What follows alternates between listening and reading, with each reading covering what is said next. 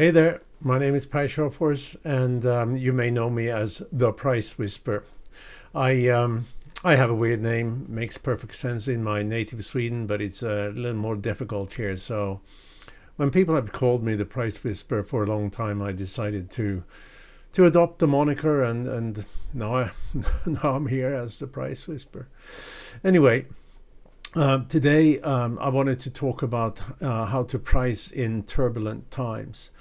And I'm recording this in early October 2022, and so here we have a war in Ukraine that is going on, and it doesn't seem to be a quick ending.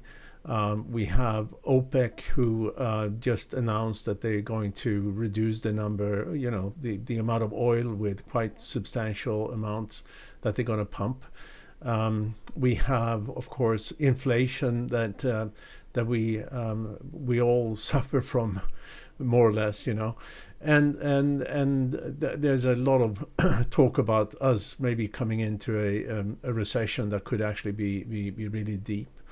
So it's troublesome time, and it's turbulent times. But what are you gonna? How are you gonna think about this then, from a perspective on pricing? Well, first of all, in turbulent times, everything is turbulent, right? Everything change, and everything changes rapidly. Costs are going up.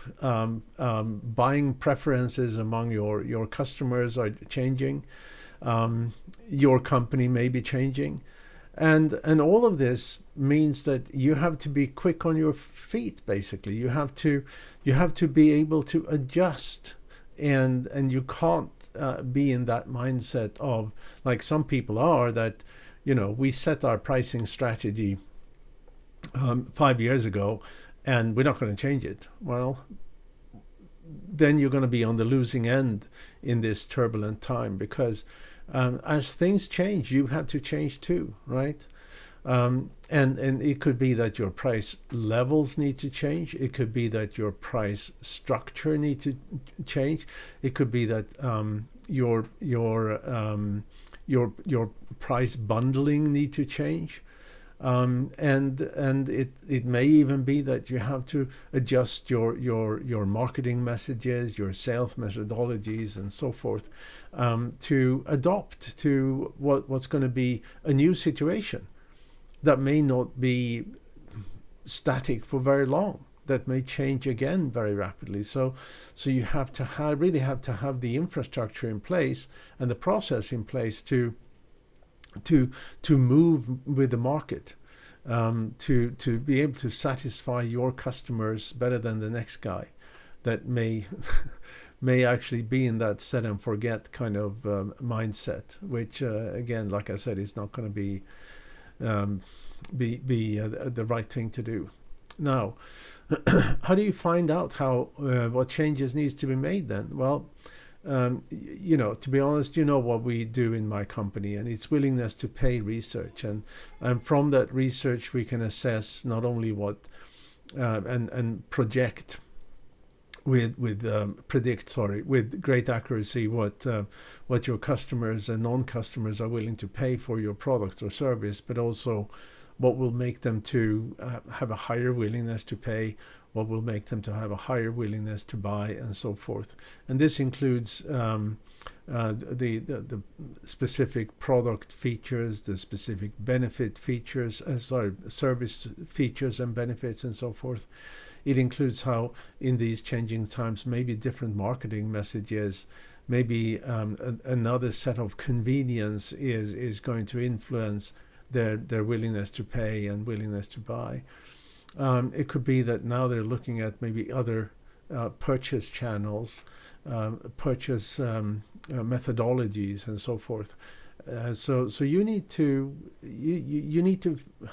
find that out, and of course, some of it you can gain by talking to your customers, by simply communicating. Whether if you're in B2B, it may be simply calling up some returning and friendly customers and talk to them maybe more important is to actually talk to them who's not your customers, because that is where you lost the sale, right? And it's more important to know why you lost the sale than why you got the sale. And if you're more in consumer goods, maybe be very careful monitoring what's going on in social media, what customers and non-customers are saying about your product or service and so forth. I have to tell you this is kind of maybe funny story. Despite the turbulent time, I've been out deciding that I need to get myself a new car.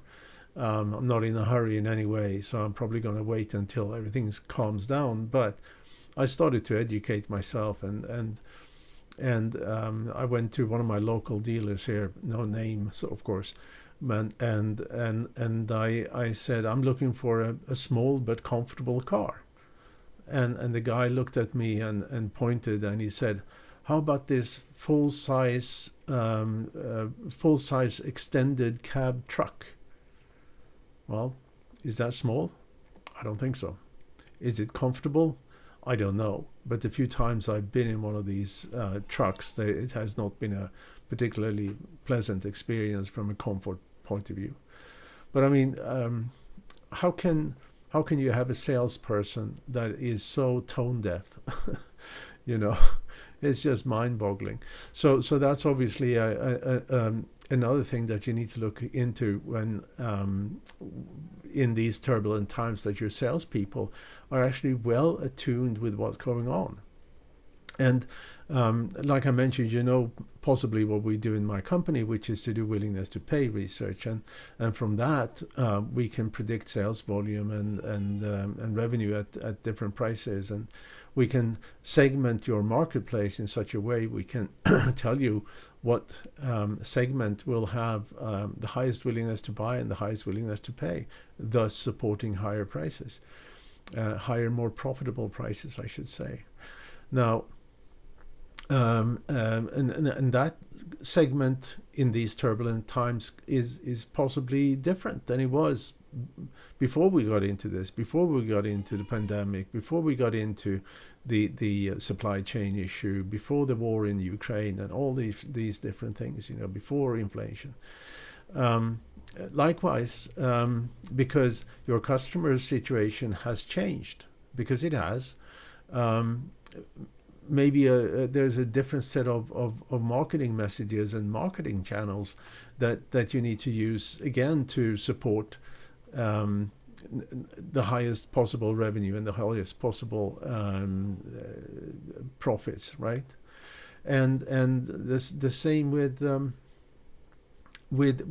product features and functions, again, because their situation may have changed, and therefore they may value other benefits, other product feature, other service features, and so forth.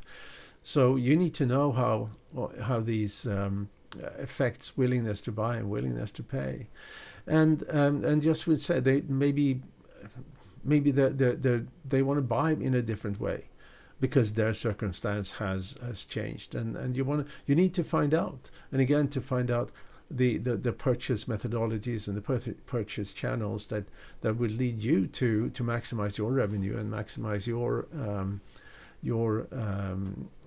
profitability. So when there is a lot of things changing, when there is these turbulent times, as we're in, you need to make sure that you constantly have your ear to the ground, if you like, so you know what's going on in your market, and what used to work 6 months ago, a year ago, may still kind of work, but it possibly that it could work a lot better, right? And it's only when you know that you can make those changes.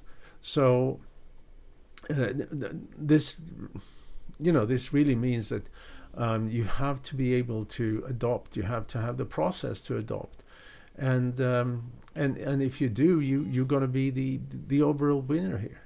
And you don't want to lose out to competitors who are more nimble than you, don't you? Well, I mean, I certainly wouldn't. So I think that there's a and another thing, of course, that we all know, and that is that in turbulent times there are always opportunities that didn't exist 6 months ago, a year ago, and if you can uncover those opportunities, which you can in the kind of willingness to pay research that we do in my company, you're really going to end up the winner in market share, in profitability, in shareholder value, and so forth.